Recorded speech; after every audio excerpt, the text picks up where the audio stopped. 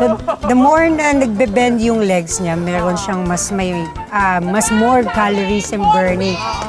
Yan. Maganda din yung core balance niya kasi malakas, kaya niya mag-flip. Definitely may nababurn siyang calories dito. Sarap! Sarap. Oh, diba? Panalo si Ruru. Si Rojo naman. Ay, Ruru. Oh, ayan ha. Oh, ito naman si Oha. Oh, bakit? Oh. Oha. Ayan. Siyempre, more calories. Ginagamit niya yung core niya para para maka-backflip. Yun.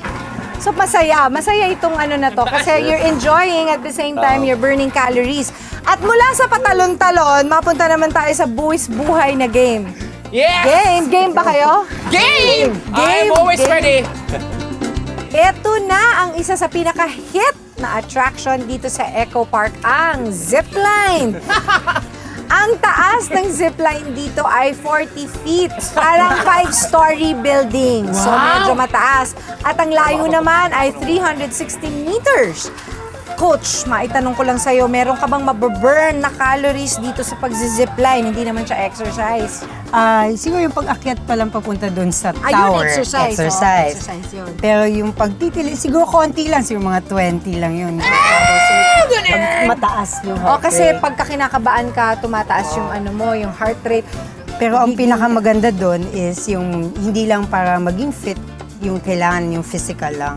Pero ang pagiging fit kasi kailangan mental, Oo. psychological. So, facing the fear. Yun. Ay, kayang-kaya nyo yan. Facing the fear. Kayang-kaya nyo na yan dalawa. Kaya nyo na kasi na dumikit na kayo sa kanya. So, Kasama ako sa kanila din. facing your... Oh, sige, sumama ka. Guys! Ano, kaya nyo ba to? Yes. Kasama to? Yes! This is it! Oh, good luck na lang mga guys ha. Hindi dahil sa gagawin nyo, dahil dyan. Ayan. Sasalubungin ko kayo dun sa ending. Okay, o siya, go. Okay.